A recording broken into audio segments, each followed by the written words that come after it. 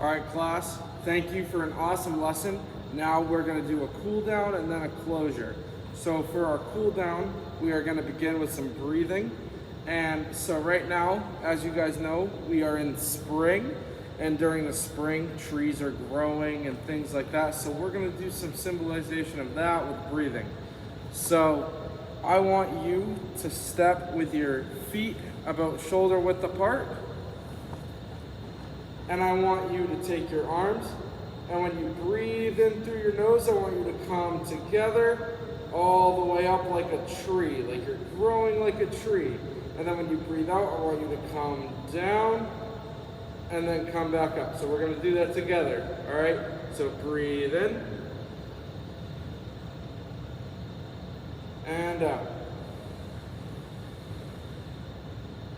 In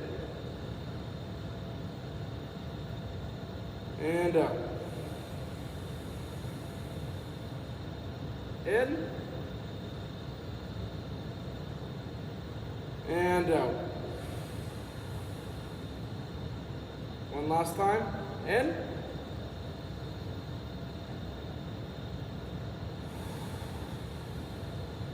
and done. All right, so now your heart rate should be a little cooled down. You should be able to kind of breathe a little bit easier. And now we're gonna get our muscles stretched out. So we're gonna do two activities.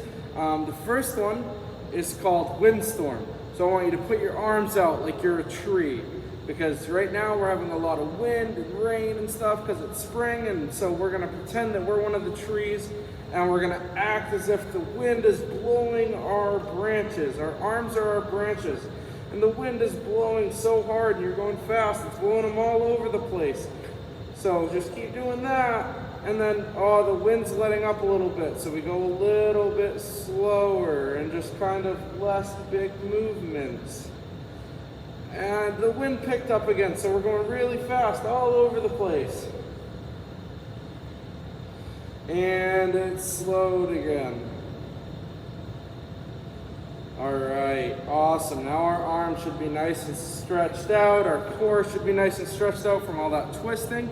So now we're gonna do our last stretching activity. And this one is called a day at the beach. Right now everybody's thinking about warm weather, so we're gonna pretend that we're at the beach. So we're gonna pretend that we're walking in the water. You gotta get your feet up all the way. You gotta step outside of the water and just walk around like that for a few seconds.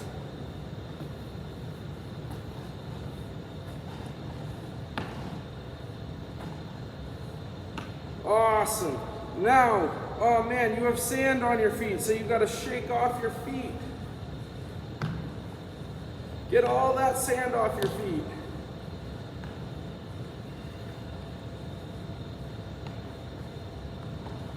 Oh no, the sand is wet, so we gotta do some more steps. That way we can get out of the wet sand, so we gotta go high again.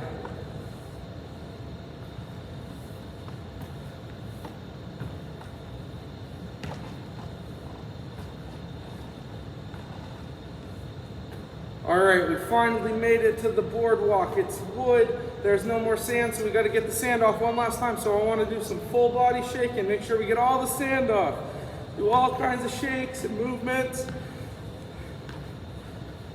All right, awesome job, guys. We should be all stretched out. We got all the sand off from that activity, so great job, guys. So now we're gonna do some closing questions.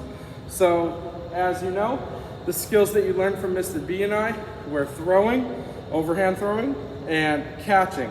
And we learned catching over our heads, and we learned catching below our shoulders. So right now we're gonna go over really quickly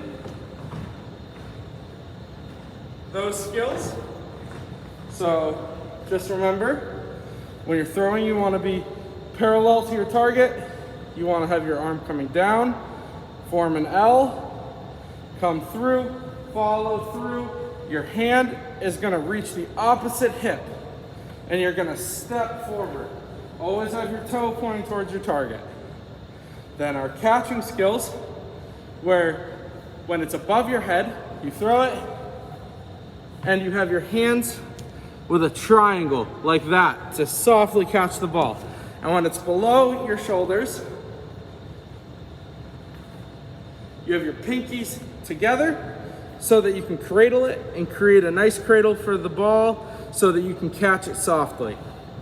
So a few questions that I have about that are, what letter should you form with your elbow when you're throwing?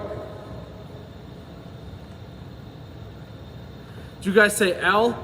Awesome. Great job, guys. Just remember, you want to form it so that it's an L up here so that you can follow through. All right. So one last thing about throwing is when you're following through, you want your dominant hand to touch which hip? Your dominant like side hip or your non-dominant side hip? Did you guys say your non-dominant side hip? All right, great job, guys. So now we're gonna go over some questions about catching. So what shape should you form with your hands when you're catching something over your head?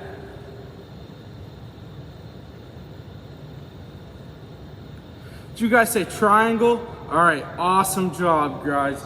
So the last question that I have is, what fingers should be touching when you're catching below your shoulders?